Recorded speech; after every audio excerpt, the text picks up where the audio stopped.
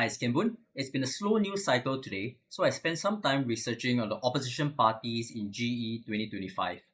So in the past, the PAP questioned the lack of quality and credibility of members of the opposition, and they were not always wrong to make those assertions. Look at their track record. Think about the characters of the people who are offering themselves to represent you. Not just what they say, but what sort of people they are. Can you trust them? Are they honorable?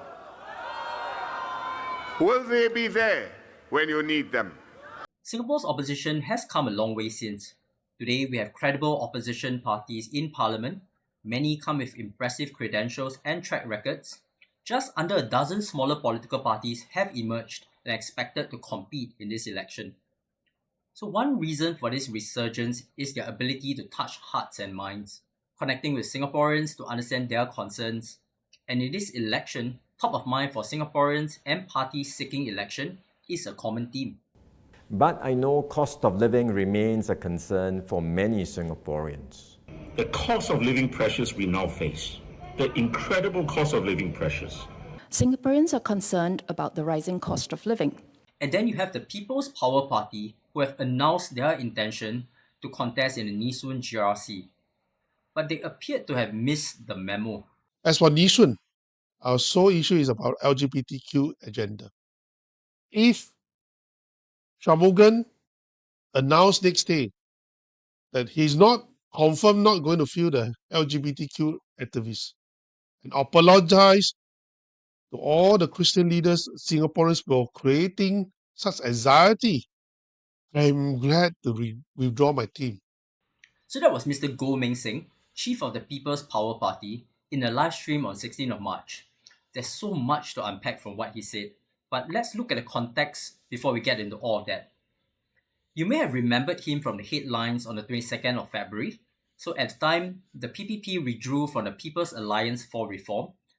There were strategic differences in how they wanted to contest Tampines GRC and views on COVID-19 vaccination that led to the break-off. I think more notably and relevant to what we are discussing today, the PPP was adamant against LGBTQ as a lifestyle, and we'll come back to that. So later on the 3rd of March, Mr. Goh announced that they are contesting in Nee Soon. In his own words, he took to heart the existential crisis of Singapore's low fertility rate. Our preliminary total fertility rate, or TFR, for 2024 was 0.97, unchanged from 2023. So as you can see, his sentiments are also shared by the government. So in fact, he went on to announce that his entire campaign was all about being pro-family. That's good. Absolutely nothing wrong with that. So fertility is a complex and multifaceted issue faced by Singapore. So Singapore's political parties are aware and have focused on different aspects of this issue. Now we face new problems, such as a lack of work-life balance and overwork that are impacting family formation. For example, they may require larger housing, face difficulties getting around as a family, or worry about the cost of higher education that increase with more children. And I shared my thoughts on paternity leave, shared parental leave, flexible work arrangements, childcare leave provisions. The People's Power Party is no different. They too have a focus on Singapore's fertility issue. Now let's revisit the original footage you saw earlier, because that's where everything started to fall apart. Our sole issue is about LGBTQ agenda. So this made me so speechless on so many levels. Maybe an analogy can best describe how I feel about this. Okay, how many of you drink whiskey? To have the best whiskey experience, you care about the age of the whiskey, the barrels that are used, whether it is served neat or with ice, important qualities. So what PPP is doing with the fertility issue is similar to spending all their efforts to find the perfect whiskey glass to drink the whiskey from. It's a factor, but hardly the most important one. So this laser focus on LGBTQ appears to have started when PAP unveiled a new face back in 26 January. At the time, Minister Shanmugam was seen in Chong Pang walkabout with a lawyer, Ms Deryne Sim. In his words, Mr. Goh claimed that this was a potential move by the PAP to field a well-known LGBTQ activist in the upcoming election. So let's dig more into this. Let me first say, this is not about whether you support LGBTQ. This is about priorities. In another video, I talked about Singapore's fertility issue, and you can check it out in the links above or description below. Reasons why Singaporeans are not making babies comes down again to the common theme of this election, which is high cost of living.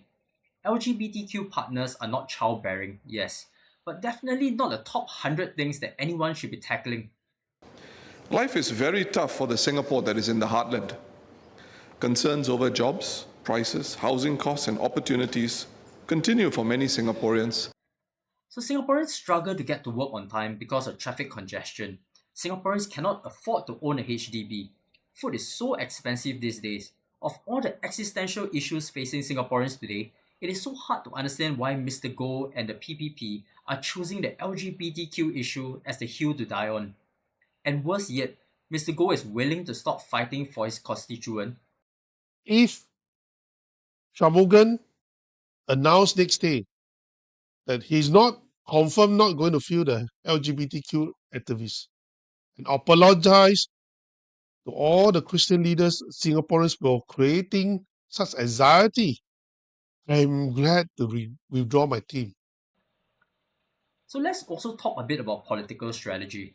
The Red Dot United, and again no affiliation to the Red Dot perspective, has indicated their intent to contest Nee Soon. In Mr. Goh's own words, We do not need to get our face torn by all these talks of three-corner fight. because that tends to split the anti-PAP votes and favours the incumbent. So if Ms Sim was indeed earmarked to participate in the upcoming elections, Mr. Goh's action has pretty much given incentive for the PAP to proceed. The addition of Ms Sim will see the PPP join in the contest as promised, alongside with the RDU. And this has pretty much guaranteed the two outcomes that Mr. Goh was trying to avoid: a three-corner fight and PAP with their LGBTQ activists. So honestly, I have no idea what the strategy is at all. In all of this, there is also no winning for Singaporeans. In fact, this whole saga had me asking the question, what did Yishun voters do to deserve this? Incidents like this not only damages the prospect of a smaller political party, it also damages the credibility of the entire opposition community. Singapore's opposition has come a long way to becoming credible and on the verge of possibly expanding their seats in parliament in GE 2025. A bad apple could take back the progress that has been made over the years. So that's my thoughts for today's Red Dot Perspective. What do you think about the incident with the People's Power Party? As usual, I welcome your thoughts in the comments below, and I'll see you all tomorrow.